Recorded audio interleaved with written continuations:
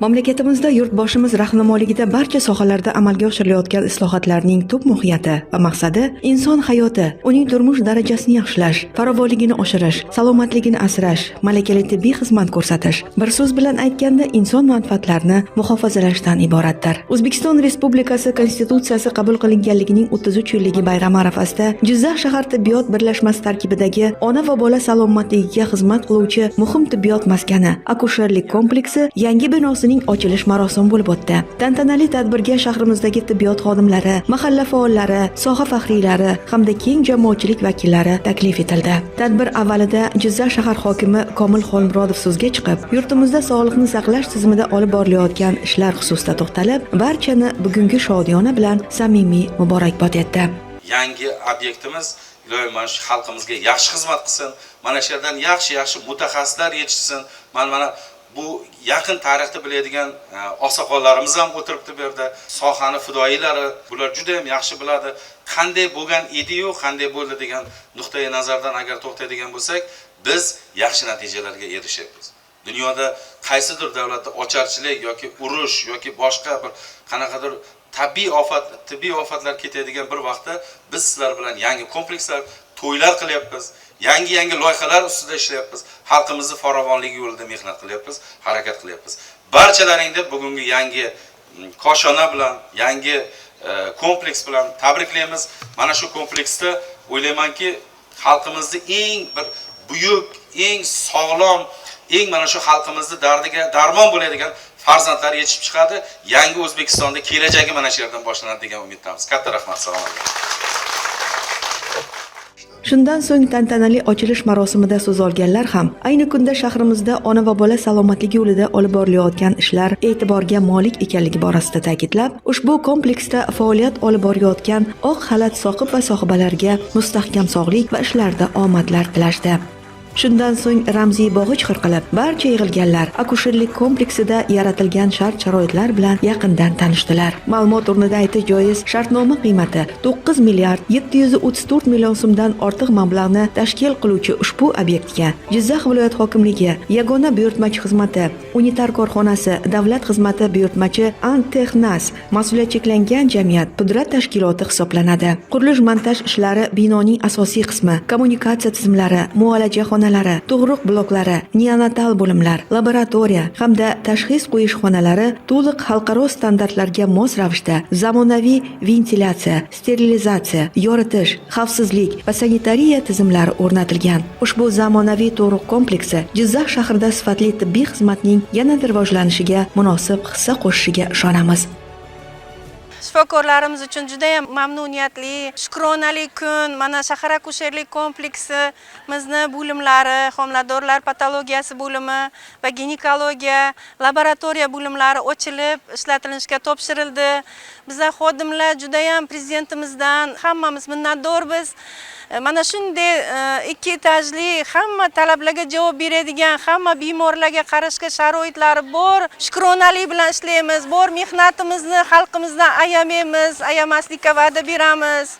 Shu kuni Jizzax shahrida tibbiy xizmat sifatini yangi bosqichga olib chiqadigan navbatdagi muhim qadam Respublika shoshilinch tibbiy yordam ilmiy markazi Jizzax filialining yangi binosi ham foydalanishga topshirildi. Filialning tantanali ochilish marosimida Jizzax viloyat hokimi o'rinbosari Akmal Sourboyev so'zga chiqib, mazkur shifo maskanining ochilishi vatanimizda inson salomatligiga qaratilayotgan e'tiborning yorqin dalili ekanligi borasida to'xtalib, barchani bugungi quvonchli kun bilan samimiy muborakbod etdi. Bugun mana shu bayram arafasida 8-dekabr o'sha bosh qomusimiz konstitutsiyamizda qabul qilingan bayram arafasida ochilayotgani ham bir o'ziga yarasha shukuh, o'ziga yarasha bir quvonch baxsh etadi. O'ylaymanki, mana shu binolarimiz, mana shu yaratib berilayotgan sharoitimiz aholiga sifatli xizmat ko'rsatishga bir vosita bo'ladi deb o'ylayman. Mana shu yangi binomiz bilan barchani mana shu yerdagi nuroniylarimizni, yoshlarimizni, barcha hamshira va shifokorlarimizni Jizzax viloyat hokimligi nomidan samimiy tabriklayman. E'tiborlaringiz uchun rahmat. Ma'lumot o'rnida aytish joiz, mazkur loyihaning umumiy shartnoma qiymati 54 milliard 694 million so'mdan ortiq mablag'ni tashkil etib, qurilish-montaj ishlarida Jizzax viloyat hokimligi, yagona buyurtmachi xizmati, unitar korxonasi, davlat muassasasi buyurtmachi, bosh pudratchi sifatida Erga House mas'uliyat cheklangan jamiyat faoliyat olib bordi. Tantanali tadbirda mazkur binoning qad rostlashida samarali mehnat qilgan Erga House mas'uliyat cheklangan jamiyat qurilish tashkilot rahbariga milliy libosimiz bo'lgan to'n kiydirilib, minnatdorchilik bildirildi.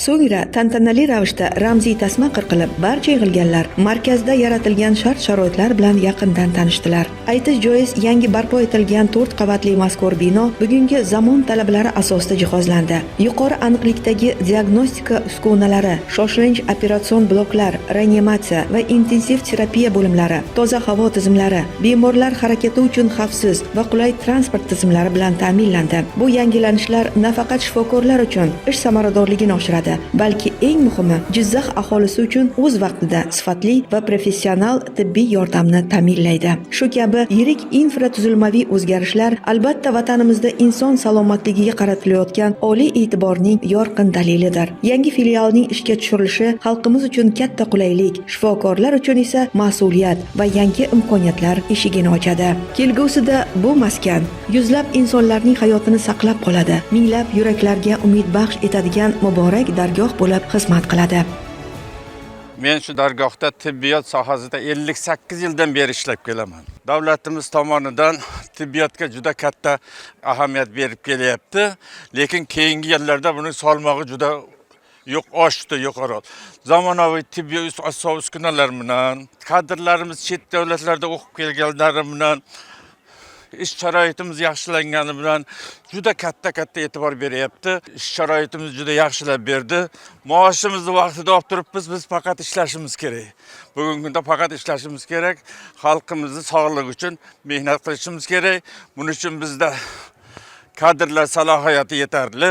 Niyatimiz mana shu dargohga kelgan odamlar o'zi shifo topib, eson-omon oilasiga borsin. Bir yilda 20 ming kasal davolaymiz. 6 mingdan ziyod murakkab operatsiyalar bo'ladi. Juda katta ish sharoitimiz, ishimiz og'ir juda, lekin doktorlarimiz sharaf bilan bajaryapti. 100 mingga yaqin ambulator kasallarga yordam ko'rsatamiz. Mashaqqatli bo'lganman, ishimiz sharafli. Behisob shukr, Xudo xolasa xalqimiz oldida qarzdormiz. Ularning salomatligi uchun bor kuchimizni, bilimimizni sarflaymiz. Shu kunning o'zida shahrimizning Oqqo'rg'onlik mahalla fuqarolar yig'ini hududida joylashgan Ko'z mikroxirurgiya markazi yangi binosining ham ochilish marosimi bo'ldi. Yangi infratuzilma, zamonaviy arxitektura, yuqori sifatli tibbiy xizmat ko'rsatish imkoniyatlariga ega ushbu markazning faoliyat boshlashi yurtdoshlarimiz uchun katta sovg'a bo'ldi desak xato bo'lmaydi. Markazning tantanali ochilish marosimida Jizzax viloyat hokimi o'rinbosari Akmal Sog'urboyev so'zga chiqib, barcha yig'ilganlarni bugungi shodiyona kun bilan samimiy qutladi. Viloyat hokimligi nomidan yana bir bor mana shu tibbiyot muassasasi xodimlarini, barchalarini xalqqa sifatli xizmat qiladi degan umiddamiz. Mana shu o'zlari mana shu vazifalariga istiqdildan yondashib, xalqqa eng asosiysi bizni qiynayotgan narsa prezidentimiz ham alohida ta'kidlab o'tdilar. Mana shu aholiga ko'rsatilayotgan binoni qurib beramiz, tibbiy jihozni olib beramiz, lekin uni ishlatadigan odam, xalqqa sifatli xizmat ko'rsatadigan mana shu kadrlarni tayyorlash bo'yicha hal qilishimiz kerak bo'lgan vazifalarimiz bor. Men o'ylaymanki, mana shu bino, mana shu yerdagi hamkasblar, mana shu jamoa, mana shu xalqqa prezidentimiz bergan vazifalarni sidqidildan ado etadi degan umiddaman.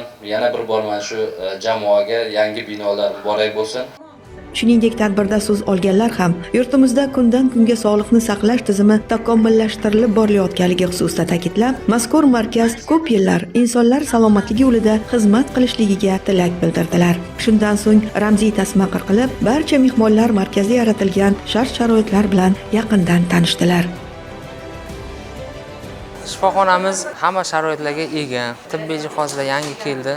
Faropter, UZI, okulyar tomografiya. Bu apparat yordamida ko'zni qavat-qavat o'rganishimiz, har xil aniqlanmagan yashirin kasalliklarni aniqlashimiz mumkin. Umumiy xodimlar soni 90 dan ziyod, undan tashqari 10 ta oliy toifali vrachimiz bor, 30 ta o'rta tibbiyot xodimi, 25 ta kichik tibbiyot xodimi bor.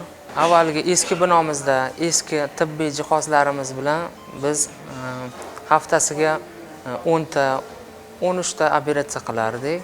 Endi yangi bino, yangi sharoit va yangi tibbiy jihozlar bilan eng zamonaviy usulda operatsiyani yo'lga qo'yganmiz. Bir haftada 50 ta, 45 ta operatsiya shu jarrohlik usuli qilamiz. Bolachalar uchun yotib davolanish uchun sharoitlarimiz bor. Bundan tashqari travmalari kelgan vaqtda narkoz apparatimiz bor. Ularni bemalol biz narkoz berib, umumiy og'riqsizlantirib, bemalol jarrohlik usulini o'tkazishimiz mumkin. Ma'lumot o'rnida aytish joiz, mazkur loyiha Jizzax viloyat hokimligi, yagona buyurtmachi xizmati, unitar korxonasi, davlat muassasasi, buyurtmachi pudratchi, mukammal qurilish savdo mas'uliyat cheklangan jamiyat tomonidan muvaffaqiyatli amalga oshirildi. Ushbu shifoxona viloyatimizda ko'z kasalliklari bo'yicha ixtisoslashtirilgan bo'lib, zamonaviy texnologik jihozlar, qulay qabulxonalar, amaliyot va diagnostika bloklari va kerakli barcha dori-darmonlar, asbob-uskunalar bilan ta'minlangan bo'lib, bu esa o'z navbatida aholiga tez, aniq va samarali oftalmologik tibbiy xizmat ko'rsatishda muhim ahamiyatga ega.